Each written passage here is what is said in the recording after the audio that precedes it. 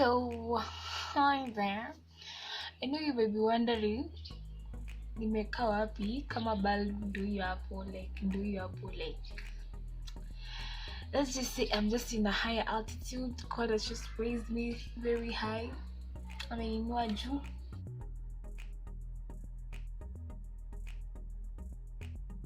Hi guys. You're wondering nimeshuka aje like. But anyway, that's the thing of being a one-man show producer, director, editor, host. Just try to find which place is suitable for you. And yeah, I just hope one day I'll have a team. I just can't be stressing like this. But anyway, hi, my name is Conibet. If this is the first time seeing this face, and if you're a subscriber, welcome back to my channel. And yeah, so today we are going to do something called infobesity. And infobesity is an epidemic that has come up over like the last 20 years. For us who are born into this smartphone era, we can relate, and it's become a real problem, honestly. Like, for example, it has led to like shallow relationships. Like, all of us, maybe we are affected through it because we can't have deep and meaningful conversations when you're on our phones every time. We can't like relate to each other if all we do is just communicate to each other through text, through social media. There's not that human interaction anymore. And number two is there's this like depression and anxiety that comes with social media. And it's not like social media like has a barrier. Like you the only time you can access it is like from 6 a.m. to like 5 p.m. It's throughout, and that's the infobesity that I'm talking about today. And there's also other negative effects, like you aren't mindful of what you're doing. Like, for example, while you're eating, you don't get to enjoy the color, the texture of the food. I don't know if it's me, but using my phone while I'm eating doesn't give me like the satisfaction that I need through eating my food. I just eat so that I can be full, but I don't eat to enjoy the food.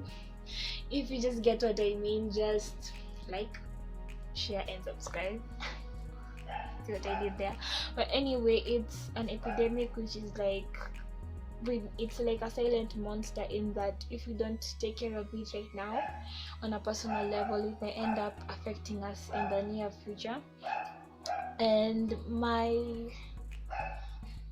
solutions are I'm not even sure the quote. There's this book called The 4-Hour Work Week.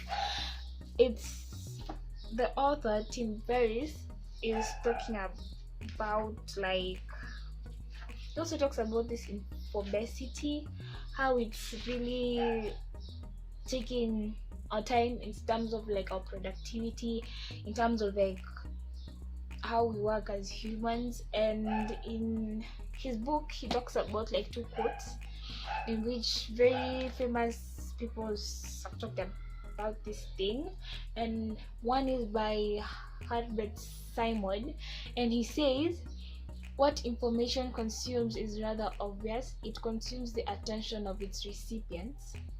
Hence, a wealth of information creates a poverty of attention, and a need to allocate that attention efficiently among the overburdens of information sources that might consume it."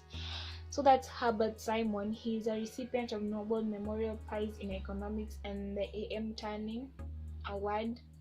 Okay, that's just too much. And another one by Albert Einstein. It says, "Reading at a certain age diverts the mind too much from its creative pursuits. Any man who reads too much and uses his own brain too little falls into lazy habits of thinking." You see, like the way we usually drop the mic, I just dropped the book. Okay, that was really irrelevant, but yeah. So that's what like the old people have said. Like, they go way back. So meaning this thing, it's not even like 20 years is just like plus years back, so it's like a problem which has just started from way back. So some of the solutions that I think might help you and me are like bringing friction. I know like it's going to be hard, like trust me, it's going to be hard, but putting friction in that you can only access social media through your laptop, considering the fact that if you use your phone in your laptop is quite harder to access, because by the time you open a laptop, you open the browser, you type in, it's a lot of work. And also putting in a longer password and then trying to remember it. Just try it and tell me, just write in the comment section, you tell me how it is. And then another thing is by installing an app. I know it's counterintuitive, but just listen. It's like you're installing an app, just like productivity apps, but I think the best one is called Forest. It's like you're setting a timer, and during that time that you leave your phone, a tree is growing. So when you do it consecutively and consistently, you end up building a forest, which is a win-win. You can't tell me that that's not a win-win. And number 3 is by putting restrictive areas for using your phone or any other sources of media. Like for example, on your bed, at your study area, you just restrict these things. You just be super focused on something. Like if it's your bed, you're focused on sleeping for 8 hours. If it is your study area, you're focused like for 2 hours doing schoolwork or something like that. And my last solution is like by asking yourself, is this information that I'm consuming, will it help me in 5 minutes? Will it help me like in a week? Will it help me in a month? You know, like asking yourself that question will help you like take a step back and not consuming things mindlessly, because that's where we are right now as a generation, and you should really stop. But anyway, that's all I had to share for today. If you liked my video, please do not forget to subscribe, do not forget to share, guys.